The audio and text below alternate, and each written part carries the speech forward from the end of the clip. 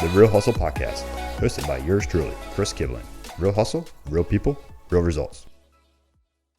You can help support our podcast by checking out our Real Hustle gear. We have t-shirts, hoodies, tank tops, hats, and more. The Real Hustle gear is great for the gym or even a night out on the town. Let everyone know that you are a real hustler willing to do whatever it takes to get the job done. You can check us out right now at realhustle.com, and right now we're offering all of our listeners 10% off when you use the promo code podcast at checkout. Once again, that is podcast to receive 10% off your entire order. realhustle.com. What's up, Will? How are you? I'm doing great. So thanks for having me. Thank you for coming. I appreciate it. So probably one of my favorite real estate attorneys in all of Sarasota. Oh, thank you. I mean, I think we've been knowing each other, 4 or 5 years now? 6 At years? least, yeah, 6 years. I mean, it's been quite a while. It's been a good ride. Yes. Hopefully it keeps going, right? So I wanted to have you on today because you are an attorney with Berlin Patten.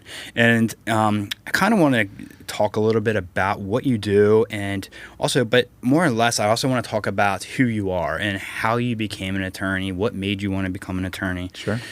So let's start back there. So did you know at a young age, remember when we were kids, everybody's like, oh, I want to be a doctor, I want to be a lawyer. Were you that I wanted kid? to be a doctor. I did not want to be a lawyer. I had no real interest in becoming an attorney. At least didn't even think about it. No one else in my family is an attorney, so it wasn't something that was even on my radar. When I was in undergraduate, I thought I wanted to be an orthopedic surgeon. I had a massive injury playing football, actually snapped my femur in half. I have a rod that runs through the middle of my femur now. Holding that all together, going through that process and that rehabilitation and seeing the surgery, talking to the orthopedic surgeon that did my surgery, it kind of turned me off on that profession. So I actually switched from being a molecular biology major in undergraduate to a psychology major, got a bachelor's of science in psychology. I got interested in law by being on the mock trial team for the University of Central Florida. Okay. Transitioned from that to becoming the chief justice of the student body, where I got really involved in the, I guess, more or less the legal side. I did a lot of hearings for student body and would hear like complaints about students or violations or infractions against students. And then I would actually sit on a board with professors to make a decision as to whether or not they'd be punished or what kind of reprimand they'd get. So I transitioned a lot pretty quickly from that, and then went to law school at Florida State. So it was kind of a evolution, I guess you would say. What made you want to get, how did you start all of a sudden? Was there something just drawing you to being a part, to get on that? So my dad was involved in a lot of real estate development at the time. So I was kind of watching and focusing on what he was doing on that side, which made me very interested in real estate law on the transactional end. Okay. So that's and then that's when I realized that's what I want to do. I want to be a transactional attorney. I want to work in real estate. I want to work on developments. And that's kind of what drew me to it.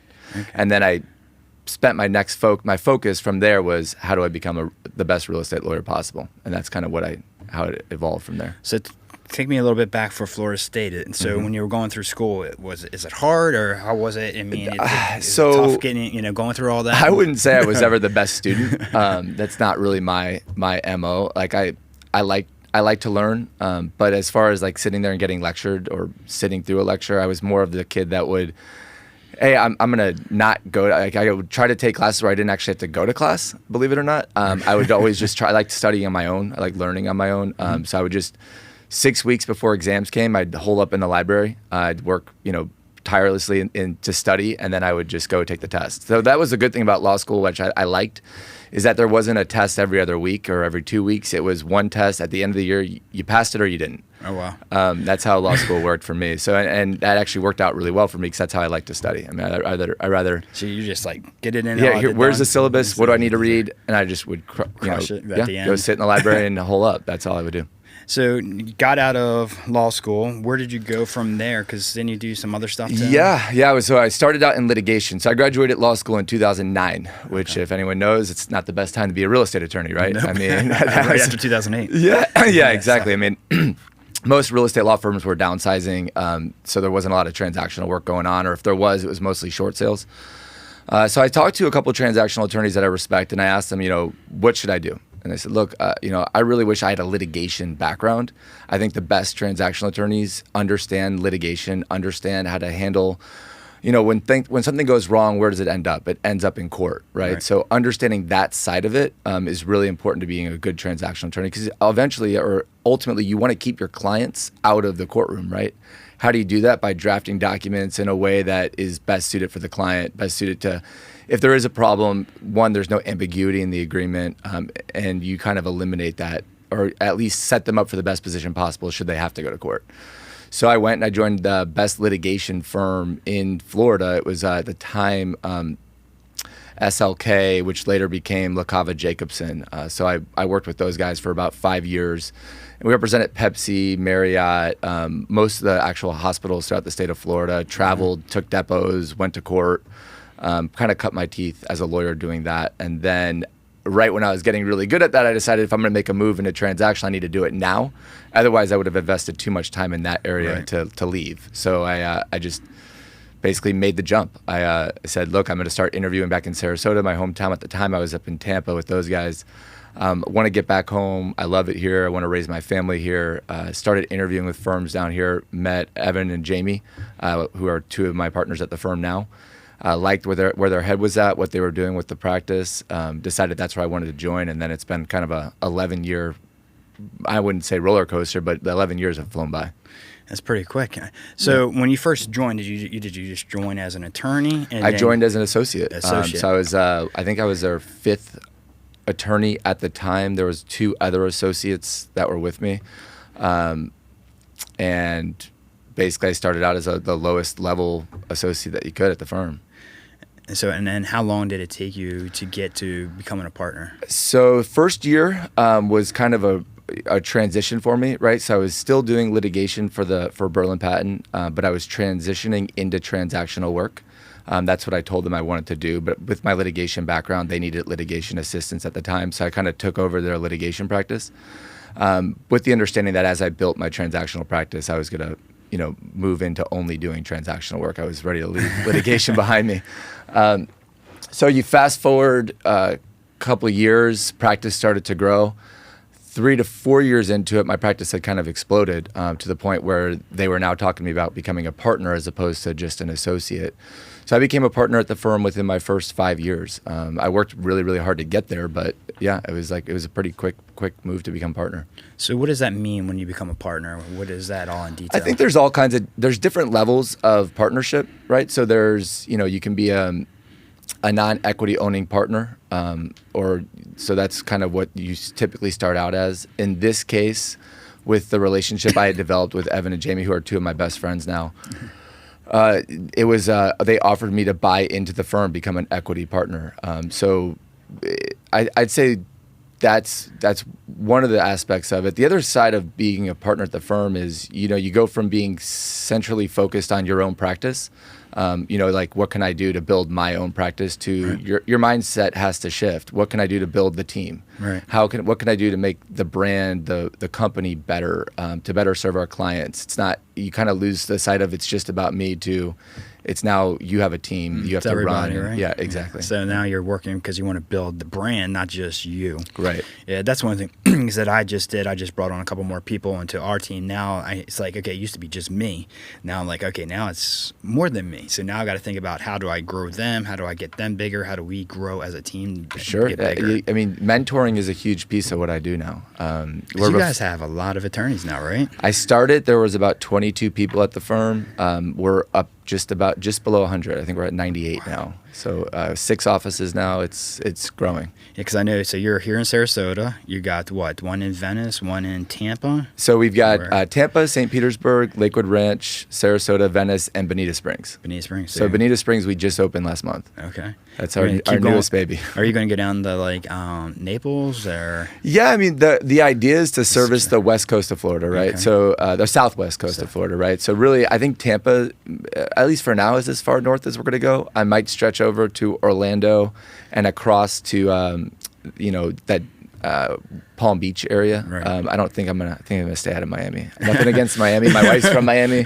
I love Miami. I think that's a different market than what I'm used to.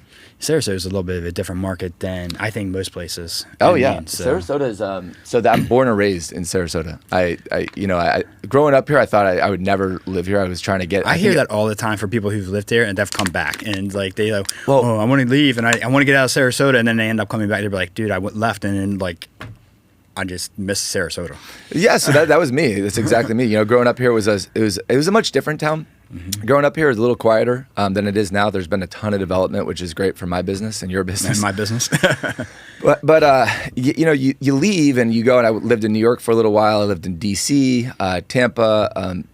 You leave and you go to these places and they're great, but you kind of realize what you had back home, right? You don't know what you have until it's gone. Right. So it was that, and then knowing that I wanted to be in real estate and I wanted to grow a practice and raise a family. I couldn't. After all the places I've been, I never found a place better to do that than here. Yeah. I really didn't. I lucked out by moving here. So I'm from Baltimore. Yeah, you're from Baltimore, right? Right. So I'm from Baltimore. We came down here on our 20th anniversary, and we had just had a 2-foot snowstorm. It was in April. And we just had a 2-foot snowstorm. We came down here for vacation to celebrate our anniversary. And my wife comes down here, and she's like, I'm in love with it down here. She's like, I don't know how we're doing it. She goes, but we're moving there. And this was in April. And we turned around and we moved down here in the end of July. Oh, no way. We really just quick. Like that. That's kind of, isn't that the way you do it, though? You make a decision, make it happen. I told her she was crazy. I was like, there's no way. I was like, you're nuts. But I worked for a big bank back then. And so I just transferred. And so I said, hey, I want to move to Florida. There was an opening. At the time, I decided to go back to retail branch banking. Basically, I was a retail manager for one of their offices, and the Ellington office needed a branch manager. And I was like, perfect. I'll transfer down here. Plus, the salary difference down here compared to Baltimore is very big. And I was like, I got to keep my salary and everything else. Oh, wow.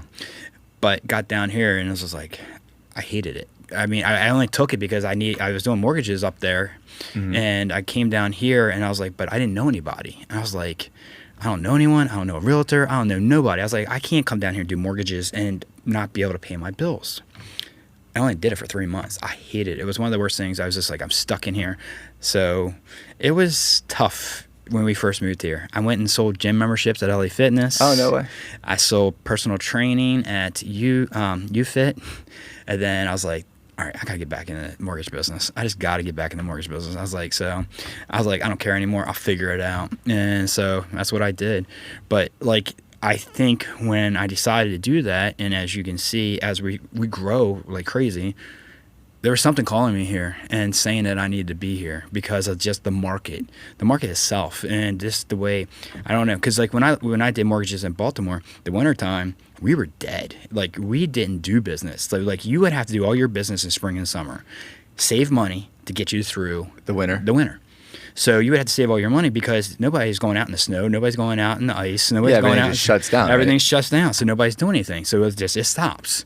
Come down here, it's year round. Yeah. And and it was this and it was a big different experience coming down here. And I feel like something drew me here, and I'm very fortunate to be here. Oh God, I mean, if you're not in Sarasota yet, you can just come visit. It's hard to leave. My parents did the same thing. My parents are both from Bayonne, New Jersey. They came down here. I think my uncle at the time was going to a new college. My dad came down to visit, never left. Right? It's a little bit of a different world. And at first, when I first got down here, it's I'm used to a very fast-paced environment. Sure. And it wasn't as fast-paced down here. And so that was one of the things that did help me grow pretty quickly.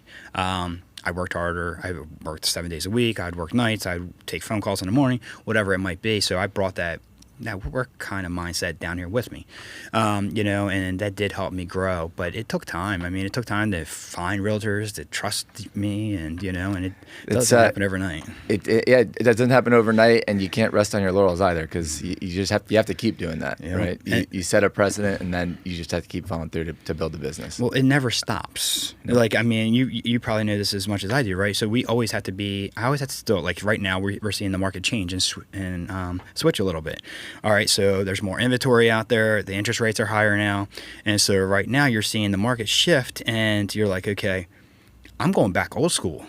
Like where before, a couple of years ago, I'm just sitting in my house taking phone call after phone call because COVID was here. I didn't have to go Couldn't anywhere. out, yeah. And so I'm just like, all right, this is great. I mean, I was actually okay with it. I was like, I don't have to go see anybody. Now I'm old school. All right, I'm going out on appointments. I'm going out to lunches. I'm doing events. Oh, yeah. know? I've got my calendar right now is 5 days. Basically, Monday through Friday, there's an event every night, a lecture I'm doing, a training. Yeah, it's nonstop. But that's great. I mean, that's how it was before COVID. And I knew we were going to get back to it. So I'm excited too. I like it. I actually enjoy being out. It makes the days go by faster. It does. And, and the thing is like for me, that's what I thrive on. I love going out and talking to people. Well, that's kind of like, I think real hustle. I mean, that's when you start to hustle, right? I mean, that's what hustling's all about. That's how you build your business, how you build your brand. COVID kind of slowed that down.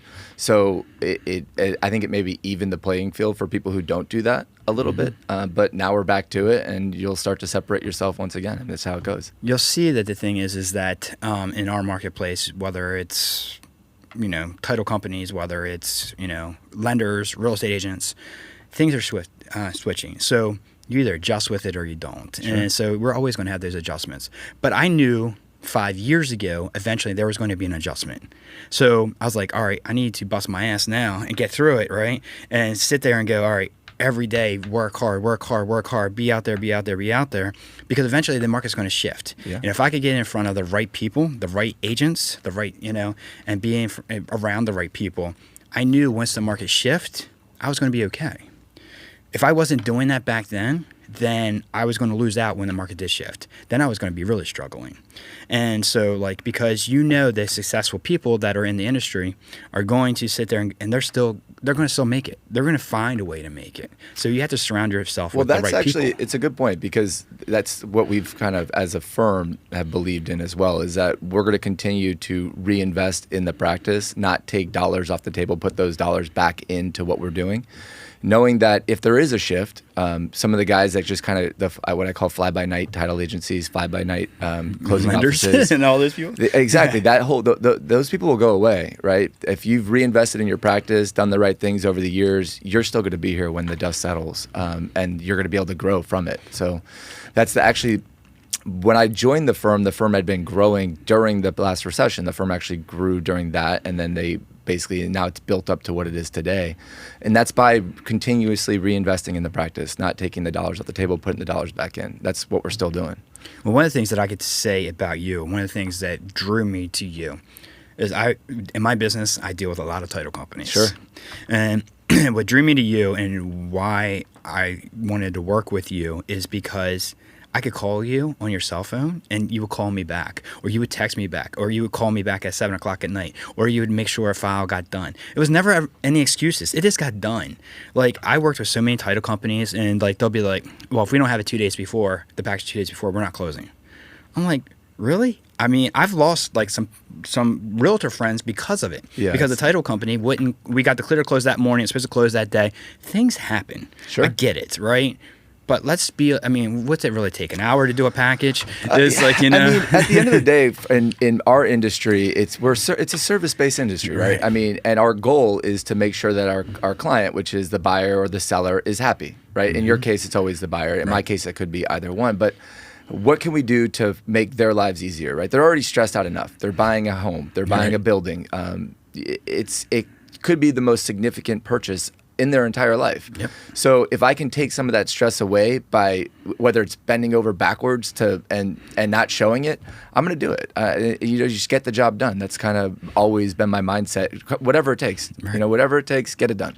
That's why I love working with you as well. I mean, you do the same thing. And if you have that mindset, the client doesn't need to know all the hoops that we're jumping through to make it happen. Right. We don't want them to know. We want them to think everything was perfect. Right. There was no issues on our side, because ultimately, that makes them happy. That makes the person that referred the deal to you happy. That's all that matters, right? Well, that's the thing. Is and this is another thing. Is I mean, in the real estate world, I work 7 days a week. I mean, it's just. I mean, I do take time to be with my wife, just like you. I'm sure you do. Yeah. But there is going to be a time where I might need to answer a phone call on Saturday or a Sunday. that's just real estate. And that's why having a wife that understands that too. Like Right. my wife is so understanding, especially in the early years when I was building my practice. I was out all the time, and she was totally cool with it. She knew what I was trying to build towards. I'm not out as much anymore. Or at least if I am, I get home way earlier. I've got a 2.5-year-old, right? So that he's my number one priority, or my wife and him are my number one priorities, right? So that's. At first it was a business, and then I've realized that obviously having him at home, that's been the greatest accomplishment. So that's kind of where you got to take that family life, right? Dude, you do. It's the best, and I'm not missing out on these first couple of years. I've heard enough, seen enough to know that these years you'll never get back. I totally actually agree. get the blessing of having another one. My wife's due the end of July. Oh, congratulations! So we're having a baby girl. Her Oh. name's gonna be Bowie. Nice. We're super excited. Another one. Maverick and Bowie. Yeah. Maverick and Bowie. Yeah. I don't want to tell you, I was going to name my dog Maverick, by the way. That's a good name. It is a good name. Well, we saw Top Gun. We just got a new German Shepherd, and we were like, all right, what do we want to name him? And then it was like, well, I wanted to name him Zeus, but then I got like 10 people tell me that they named their dog Zeus, and I was like, and Debbie's like, what about Maverick? And I was like, I like that. I was like, but then I was like, and then okay, you see all my stuff with Spartan. Yeah. So it's like, and then my son's girlfriend was like, why don't you just name him Spartan? Everything you do is with Spartan. Yeah, that makes sense. I was like, why didn't I think of that? So Spartan is his name. So I was, I still listen to Bob Marley. I'm a huge Bob Marley fan. So I had a bulldog that I got in my first year of law school. I named him Marley. Okay. Like a year later, that movie Marley and Me came out, and everyone's like, "Oh, did you name it after the movie?" I'm like, "No, I didn't name it after the movie," and it was just like, yeah. So Yeah. like you I said, love the name. 10 people. Yeah. Oh yeah. Well, that was the thing. It's like, I mean, I got like we put pictures on Facebook, and it was like meet Zeus, and then all of a sudden everybody's like, well, that's my dog's name, and I'm getting text messages, that's my dog's name. I told Debbie, I was like, nope. I was like, we're changing the name. I was like, nope, we're not going to have the same name. That's the good thing about Bowie. I don't think there's going to be another Bowie. At least I haven't heard of one. Where did that come from? So it's kind of cool. My wife came up with the name. I'm not really certain how she came up with it, but the second she said it to me, I was all for it. So my mother's maiden name is Bottino, okay. Bottino, and my nanny, we called her Nanny Bo, right? So that's how like Natty Bell? Nanny Bo, Nanny Bo. That's what we called her. And so Bo has always been like kind of a family name for me. So when she said Bowie, I immediately thought of my nanny, and who's passed away years ago. So it kind of tied that in for me, and it just made sense. So a second I heard it, I'm like, yep, I'm all for it. Reminds me of my grandmother. Yeah, so it's perfect. Yeah. Congratulations. So that's the thing. It's like, so like what I tell people, what a lot of people don't realize is when my kids, I was 22 when I first had my first one. And so when Alex was you were born, young like my parents. I was 21 and my wife was 20. Well, when she got pregnant, she was 20. She actually went into labor on her 21st birthday with my first son. And then he was born the day after her birthday. So she was born on April 15th. He was born on April 16th. But like what I decided, I kind of did things a little bit different because I was so young. I was working in the banking world. So I was a retail manager back then. And basically what I did was like, that's all I did. Like I didn't really try to aspire to do anything else. I wanted to be there for my kids. That's all I cared about. We didn't have a lot of money, and I really didn't try to build a business or be successful. The only thing I cared about was being with my boys because that was more important to me. I missed, like, growing up, my parents were divorced, so I really didn't have a father figure. And I was like, I won't be that way with my kids. Yeah. And so I was like, no, I'm going to be here. So I was at every football game, lacrosse game, tennis, whatever sport they're playing, anything that they were involved in, I was there always. I never missed anything.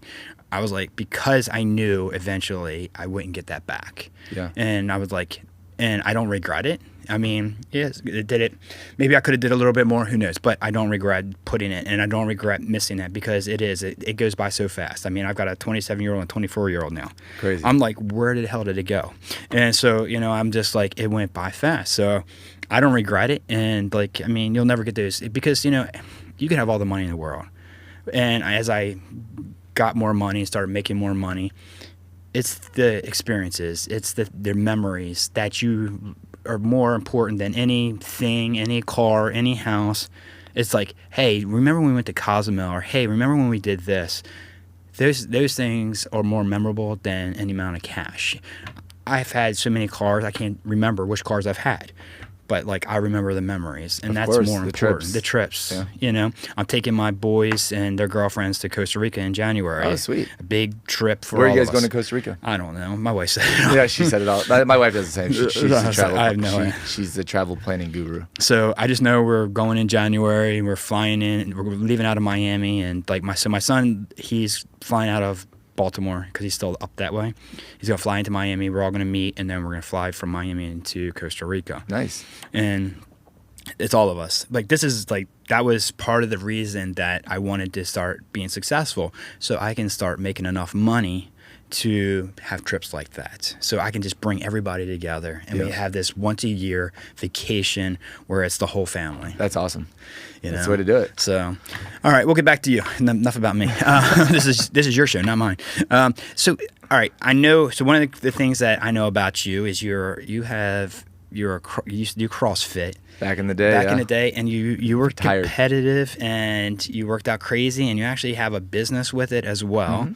Tell us a little bit about that, because I don't think many people might not know that. do No, they? so we have my wife and I have a company. It's called Exo Sleeve. So EXO, kind of like I came up with the name based on like exoskeleton, and the first product that we created was a knee sleeve, right? So I think I actually sent some to you, I got right? a bunch of them. Yeah, You sent me a bunch. so it's like a knee sleeve that you would wear for Olympic lifting, weightlifting. So a ton of people in CrossFit wear I still them. have them. So I use them. We saw a kind of a market for it. So at the time, there was one company, and you could get blue or black, right? There's no options. Right.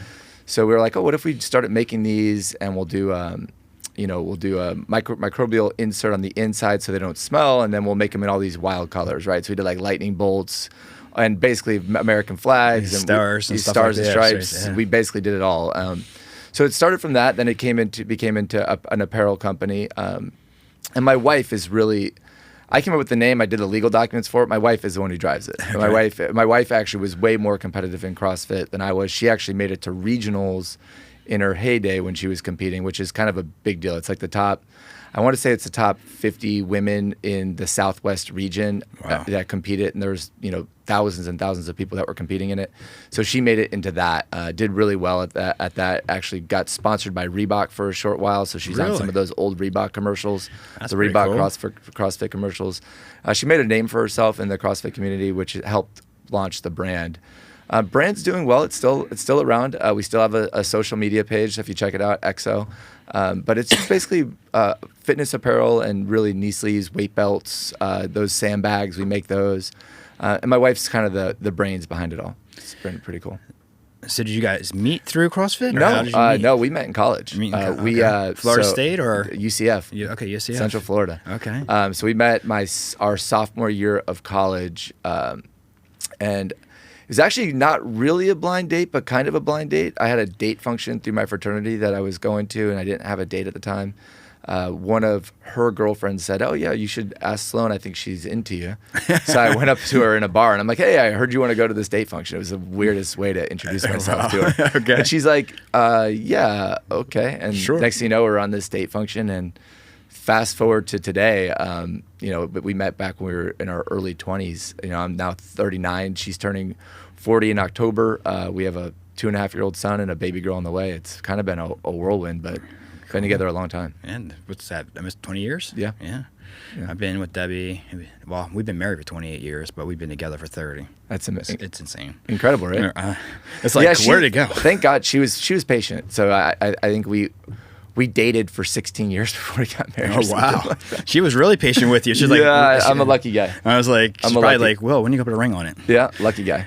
So one of the things that I want to bring up, because I'm kind of like upset with you a little bit, oh gosh, is I keep hearing about your new bar. And I want to know. So tell our listeners about this new bar that you have in your office, because that is one thing that I don't think any other law firm has.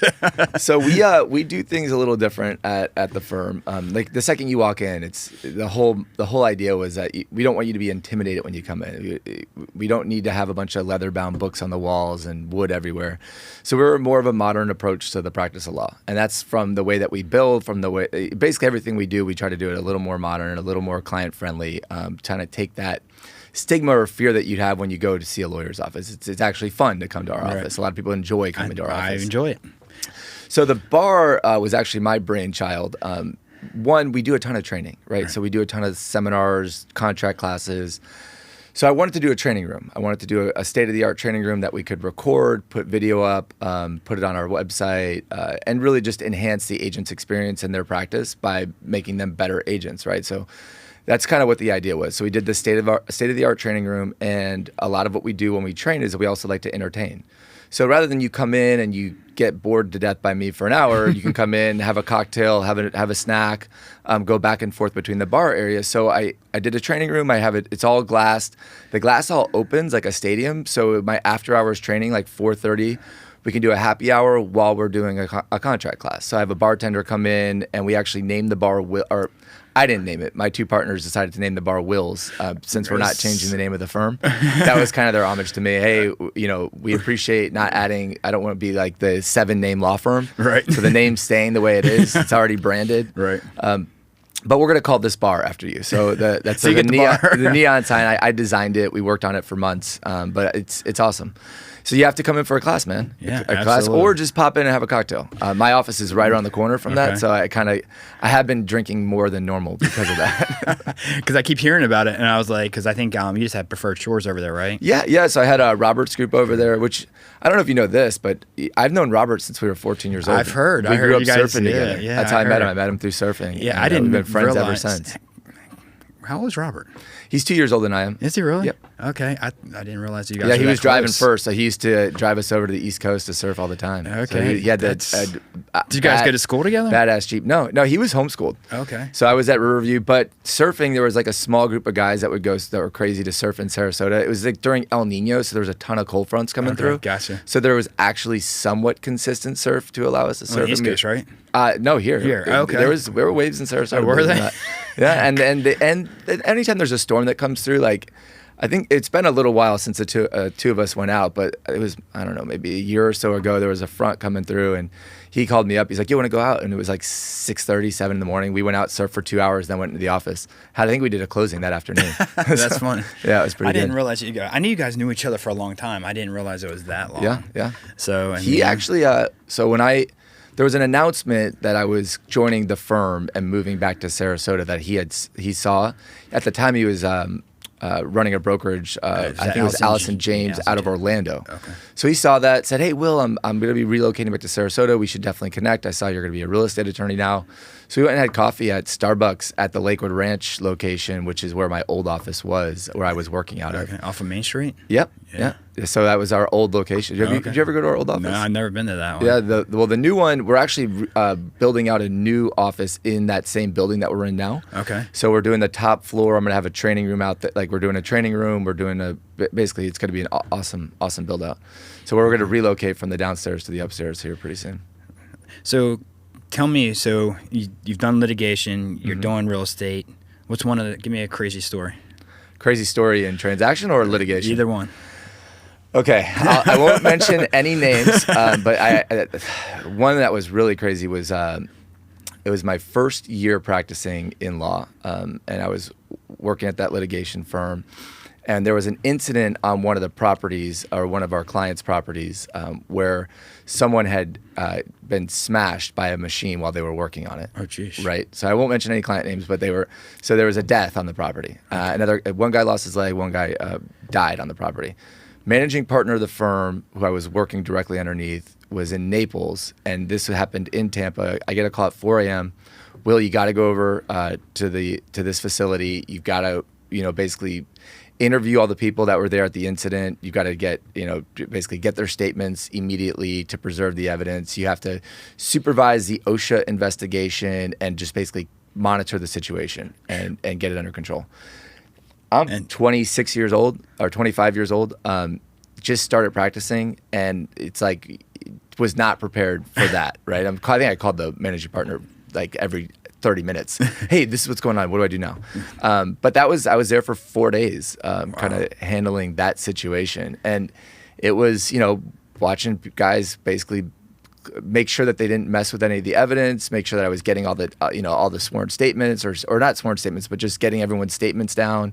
And then managing like a very difficult situation. It was a wild one, but I grew a lot from it too, right? You get thrown into something like that, right, and you can handle it. You didn't back down from it, but that was a wild.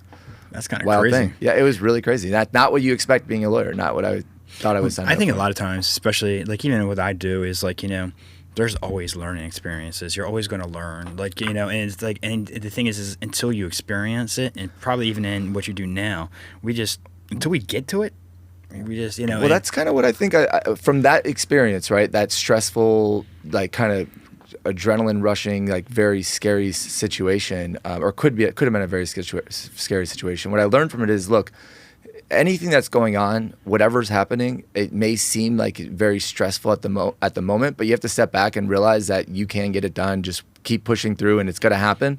It's not really as bad as you're making it out to be. You have to get out of your own head with that kind of stuff and push forward to get the job done. So, and it's actually transitioned really well for me in the real estate practice, right? So people get really emotional, get really stressed out in it, and if you can just step back and be calm and collected and work through the problems, it'll go a long ways. Well, that's the thing is like when I first got into the mortgage business, I used to stress it. I would stress so bad. Are we going to close on time? Are we going to make closing? What's going on? Blah, blah, blah. And it used to freak me out.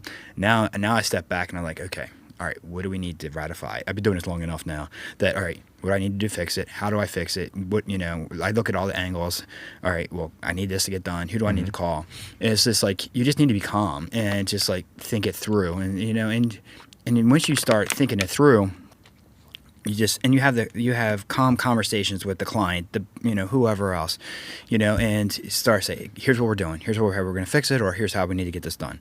Because I used to stress it, and I was like, dude, I was always stressed out, in this business, because like I was worried, well, if I screw this up, that the agent's not going to send me another referral, right? And then my name's going to get bad, and like I used to stress that all the time, and I was like, well, wait a minute, why am I stressing all this? I was like, it's crazy. I think you can avoid, what I found is that if you're upfront and on top of what's going on and then informing the parties, because you can't control what's going on my side. Like I can't control if someone's got an issue on their title, right? That could delay my closing. Right. What I can control though is identifying it early, letting everyone know and setting the expectation, as opposed to waiting until the 11th hour to tell everybody, exactly. Right? That's when that's the death knell. If you wait till the last second and then say, oh, we have this problem. Well, why didn't you tell me a month ago? Exactly. Right? So if you're on top of that and you're relaying the information and being informative, then everybody's you did your job. Yeah, exactly. And people still may get upset. Like I've got people that get upset with me, and I'm like, look, I can't take that to heart, knowing that I didn't create this mess. I'm trying to fix it. So you can't let that bother you. And I did. I was the same way. I would, have freak out about it, right. And I realized it was out of my control. Right. I just control the things that you can control. Be informative, be communicative, and then that's all you can do. And that's the thing is like I started learning, okay, all right, as soon as I find out a problem or something that might arise, I let everybody know. You have to. And so and the biggest thing. thing. That's what I tell all my associates. Just take care of it. I tell all my associates, the second you identify a problem, give the listing agent a call, give the selling agent a call the clients, let them know what's going on. This is what our plan is to fix it. And just so that you set the expectation. If you set the expectation up front, and you're truthful, informative with them, you're gonna go a long way. If you don't, and you try to fix it on your own without telling anybody, oh, you're screwed. You're screwed. You're screwed. Don't do that. Well, I think it's the death knell for most people, like in our business, right? If it's a title company, if it's a lender, anytime that you wait till the last minute, still trying to fix it at the last minute, and then all of a sudden now all these parties are pissed at you because. When I first got in the business, I thought I could fix everything. I was like, I didn't know any better. And so, but then I started realizing, all right, I can't fix everything. What I can do is, just like you said, tell everybody. All right, tell listing agent, tell whoever, buyer's agent, customers. But my biggest thing is have a game plan on how to fix it. Have a game plan of say, okay, look, here's the issue. Here's how we need to fix it. Here's what we can do. Always have something. Like, whether it will work or not, like let's just say all of a sudden I have some kind of debt to income ratio, or I have something that happened. Someone buys a car in the middle of closing. Right, somebody buys a car in the middle of closing. I always come up with some kind of solution to figure out how we can still get the deal done. Mm-hmm. Whether it works, I don't know. But the thing is that at least I gave you an option. Like, hey, this happened. Here's how we can fix it. Can you fix it? If you can't, then we don't do about it. Well, it's one of the things, like why I appreciate working with local loan officers so much is that one, we talk all the time, right? So if something's going on, you can tell me right away. I can tell you what's going on with the contract. It's just, it's way easier. Unfortunately, I deal with a lot of out-of-state loan officers that don't understand the Florida contract, don't understand that there's significant time requirements. They don't know what loan approval is or the loan approval deadline. Right. And they all of a sudden they're calling me, well, what does that mean? Well, you have 30 days to get this loan approved, including the appraisal. Right. If you don't and you go past that and your client doesn't cancel before the end of the approval period, their deposit's at risk. Right. So, don't call me on the day before closing saying, hey, we've got a problem. We're going to have to extend closing for 2 weeks. That's not how the contract here reads. The contract, it's a firm deadline, right? So it's just it's amazing when I hear that. And the thing is like it happens all the time. It happens all the time. And I mean, because I hear a lot of my other realtors because like sometimes they've got clients that are using these other lenders, and it's so surprising to me when a lender will call somebody and say, "Hey, we need to extend this for 2 weeks," and like at the last minute, and I'm like, well, you need to get the seller to sign an addendum, right? I was like, what are you doing? I was like, and you think it's just that easy? And one of the things one of the things I do tell a lot of people, a lot of the clients that I deal with, is I say, look, I was like, here's the difference between me and an out-of-state lender or a builder's lender is, first of all, I'm here and I'm a relationship mortgage broker. Yeah. My relationships come with the person who referred you to me. So, I have that relationship with them. They don't have that relationship with a builder or out-of-state lender. There's no responsibility to them. I was like, with me, like my next referral is going to count on that person. Right. So we have a relationship. I have someone that I need to answer to. And so that's why you're going to get a different service from me than if you go to the builder's lender or go to out-of-state. Well, yeah, builder. I mean, just look at it like this. Like you have something going on, that realtor that referred you that deal can call you on your cell phone and get a hold of you at any time. Right. Yep.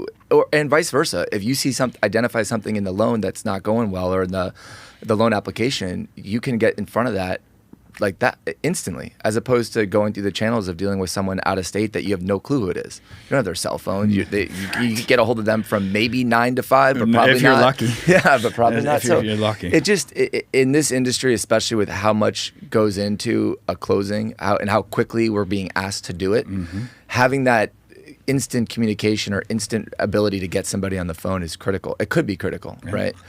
And you don't really, I know that until you go through a file where someone loses their deposit, right? And that's what keeps me up at night is. Oh yeah, me too. Because I don't ever want to be that person. Well, I don't want to lose a deposit. Not only that, I don't want that chain reaction to happen. Right, that person that needs to move into that house, like that buyer needs to move into that house. Yeah. And then that seller needs to sell that house to buy their new house. And then that one is a chain reaction, right? And then all of a sudden they're looking at me going, "You just caused 3 people not to be able to." Yeah, the simultaneous close. So because I screwed up, right, or I didn't do my job right. So like that's always my biggest concern. I don't want somebody to be homeless. No, I remember, like I said earlier, it's the most significant purchase that person could make in their entire lives, which is why anything you can do to alleviate some stress off of that transaction, that's what it's all about. Exactly. So it's like, and that's one of the things, because like, and not to knock on some other title companies, is I've had title companies that will only be open from 9 to 5. Or, or hey, we're going to be closed because it's it's July 4th, so we're going to take off Thursday, Friday, Saturday, Sunday, Monday, Tuesday. And I'm like, what the hell is going on? I was like, nobody's working? I was like, so, it's like, well, wait a minute. We all still work. The realtor's working. I'm working. So it's just like that's the stuff that kind of like, and I'm not saying that you got to dictate your life to it, but like at the same time, in the real estate world, when somebody needs something, like it's like, okay, time is. Well, going back to what we are, we're a service-based industry, right? We're providing a service. So, if that service requires us to stay late to do a closing, to go in early, to drive to somebody, you just get the job done. Right. We actually did that last night. There was a lady who was selling a property. She could only sign after hours because of her job. Couldn't get off, couldn't schedule to come in during business hours. So we stayed open till 6:30, sign with her. Just get it done. Right. I mean, that's the thing. It's like some people just won't do that, and and it's kind of crazy. They won't be in business very long, especially the way the market's changing.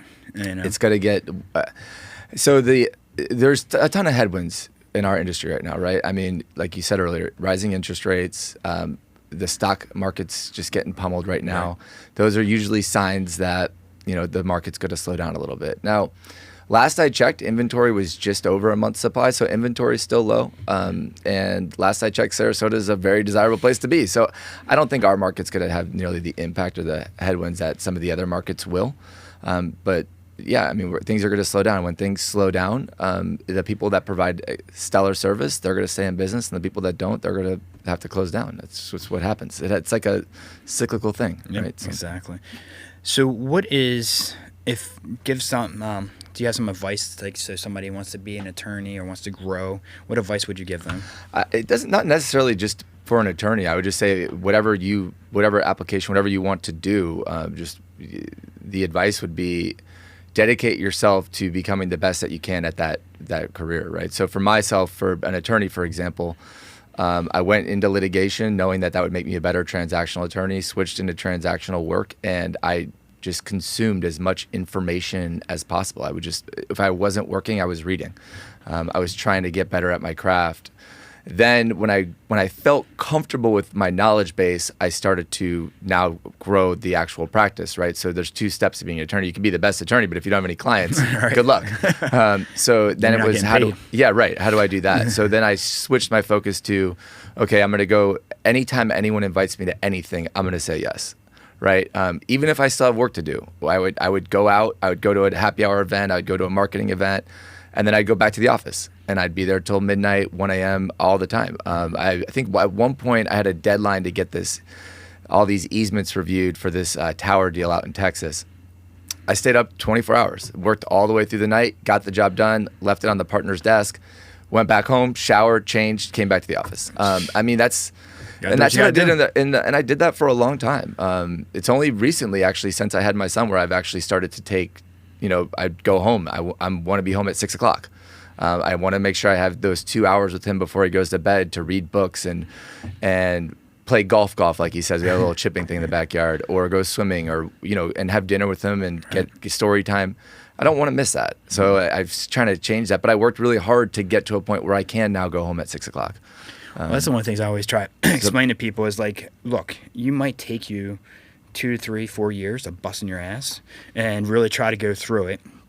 Get to that point where you can say, okay, I'm not really slowing down, but I can back off a little bit. Or I've got a team now that can help me so I can still be productive. Yeah. So I can enjoy a little bit more time with my family. Because when I first got here in the mortgage business, just like you, I had to get my wife buy-in, right? I was out all the time. I mean, I was always on the phone. I was always working 7 days a week, nonstop. And I did it for 4 or 5 years and didn't stop. And I was like, all right, look, I got to build it. I mean, it takes time to build. It just doesn't happen. And so I was like, all right, but now I'm to the point in my career where, okay, I can stop at 6 o'clock. Because I've built that business. Right. I've built the business strong enough that I can take some time when I need to. Yeah, but you also get more efficient at what you do too over the years, right? So what used to take me hours and hours to do, I can do in a couple minutes now. So like that's when we go on vacation. I wake up at 4 a.m. I sit in there and I get on my iPad, answer all the emails, handle all my tasks that I have to do for the day, and then by the time my family's up, I'm engaged. Right. So I kind of work while they sleep. Same when they go to bed. I do the same thing. I get back on it.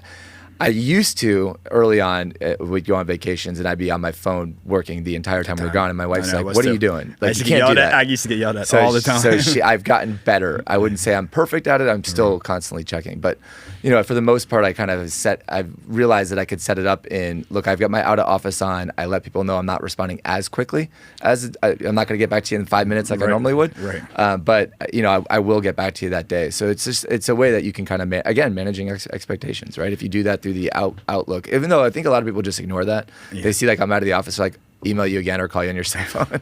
I'm like, I'm not even here. I'm not even in the country. I'm not even there. Yeah, I'm out of the country right now. Yeah, and they don't even pay attention to it. But like that's the biggest thing. But like, you get to that point. But I used to get the same thing with Debbie. She would be like, dude, she's like, we're out. It's like, can you at least put your phone away for a few minutes? Yeah. And then we go on vacation. And I was like, because I would, I was worried about losing that next deal, or I was always worried about that next referral. And that's what makes you great at what you do. I mean, it really does. It's kind of a double-edged sword. But Like you said, I mean, we did that for years, and we still do it, but it's just, now you have the ability you have other people that you work with, you have a team now, you have the ability to kind of leverage yourself a little more, which is all, took a lot of time to build that. It doesn't happen overnight, that's for sure. No, and it's not over. It's never. I don't think it's ever over. Ton of growth still to do, right? I mean, yeah. We're 6 locations. I could see us being in 8 by the end of 2024, and it's going to keep going. Yeah. I'm scared though. Once you pass that 100 employee threshold, I think it gets a little wild. I think it turns into a whole different ballgame, and we're almost there. So I know you got 100, but how many of those are attorneys? 28. 28, and how many are partners and owners? So let's see here. We have 7 partners now. So there's 7 partners total. So it started out with myself, Evan, and Jamie, and then Natasha, Dan, Rachel, and Andrew all became partners this past year. Okay. And so, and the rest of the attorneys, they're just associates? Yep. Yeah. So they're I guess, yeah, you label them associates. They will say, okay. And now, will they ever have that option to become a partner? Yeah. So it's kind of, to build up to that, there's a couple of things that you look at, or that I think we evaluate. And it's one, obviously, what's your book of business, right? So are you able to generate a successful practice to be able to carry the firm? Because ultimately that's what you need a partner to do. You need the partner to be able to carry the firm through good times and bad times. So what's your book of business look like? Then beyond just that, right? Because it's an important thing, but it's not the only thing. Right. How do you play with others, right? Are you a good leader in the office? Are you helping out your other teammates, or are you kind of just more of an individual? So that leadership role is another big piece of it, and you have to have that too, right? So do you have the book of business and the intangible side of being able to be a leader and someone that the other people in the office can respect? That's kind of, and then do I like hanging out with you? Do I want to have a beer with you or not? Like, right? If I don't, if that's kind of the last test is like, can we go out and have a beer and right. Shoot the shit? And it's going to be, how does that look? Right. I think that's part of it, right? Right. Especially if you're going to be an owner. Like it's like getting married to somebody when you become a partner. Yeah. It really is. Like, you're now involved in that company together. It's till death do you part. That's kind of how it is. So you have to pass that last test. But that's no, really what it I is. do not want to have a beer with you. So sorry. Yeah, sorry. Sorry, it's not going to work. It's not going to work. Anything else you want to add? Yeah, I mean, so like when you go to a meeting with partners, you're sitting around a table. You're making decisions. I want to have people that I trust what decisions they're making. I respect their opinions. That's kind of. I said. Anything else I want to add about myself? Not really. I really appreciate you taking the time to talk with me or having me here. I really do appreciate that. Hopefully I answered some questions about myself. You did. It was, that's the thing. And I think I was telling you this before the show started. It's like one of the things that I love about doing this is it allows us to get much more to a personal level, right? We might go have a beer together, but we don't talk in depth or get in depth like you do. No, like you don't. Talking about yourself is kind of hard. Yeah, it is, right? So, I mean, and that's the thing and this is the great thing about this is people get to learn who you are by listening to a podcast, or being a part of this, because there's a whole different side of people that we just don't know. We see you as the attorney for Berlin Patten, and we see what you're doing, but we don't know a lot about you. We don't know the human element, right? Yeah, the human element. So, like, that's where this comes to where I like talking to people about this, because you get to know people on a deeper level, and and it's just not just this little forum, let me scream at you at the bar or whatever. Yeah, exactly. I mean, because even if I came to saw you at the office, we're not having this kind of conversation. No. I'm probably running around with my hair on fire. Right. So, I mean, so it's usually, it doesn't get in depth. And so it's nice to hear something that's a little bit different, so you can tell people a little bit about your story, how you became an attorney, or whatever it is, whatever my guests are. So that's what I enjoy. That's why I enjoy doing this. So I appreciate you coming on, and, you've been a good friend of mine for a while now. And it's like, I've been sitting there. I was like, we need to get Will on here. I was like, that's awesome. I appreciate it. I mean, you're the first attorney we've had on here. You're the first person in our brand new studio. Yeah, the studio is awesome. So, I'm really impressed with what you guys have done. It's really cool. Yeah, they've done a great job here and really put it together. So you're our first guest here. So I appreciate you coming out. And so now, if anybody wanted to get a hold of you, what's the best way to get a hold of you? Email, sell, smoke signal. No, the one thing that I get quite a bit, and I don't, is a Facebook message, right? Believe it or not, I've got clients that try to contact me through the Facebook Messenger. Hey, I've got this deal I need you to work on. I'm like, please don't do that. I don't check Facebook that often. I do get on there like once in the morning to just keep up with what's going on, but otherwise I don't really look at it throughout the day. So I've like actually had one where a day went by before I responded, and I'm like, oh my gosh, like please just send me an email.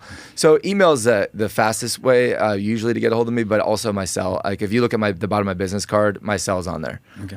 So if it's in the corner, you have to kind of highlight it. But yeah, I mean, So what's your cell phone? 941-928-4936. All right, Not cool. afraid to give it out. There you go. Because I was wondering about that. Not every attorney wants to give out their cell So phone. that's kind of, but that's what also sets us apart, right? Right. We make every associate, you got to have your cell phone on there. You got to be accessible. We preach, be accessible, be communicative. If someone needs you, you answer your phone. So you can't just preach it. You have to practice it. So well, that's what sets you apart, right? Yeah. And that's what sets you apart from everybody else, because it's the level of service that you bring. That, like I said, I could call you at 7 o'clock one night, and pretty much you're going to answer. Or if you don't answer, I usually get a call back with you in like 5 minutes. Yeah. So like, and that's just honestly, I don't get that from very many people. That's how you have to be, and you do the same thing, right? I call you, hey, we got, even if a file that we're working on, something's going on, or I need to know what's up, you'll answer. That's why I like working with you. Awesome. Well, I appreciate you coming. Hey man, thanks. I appreciate it.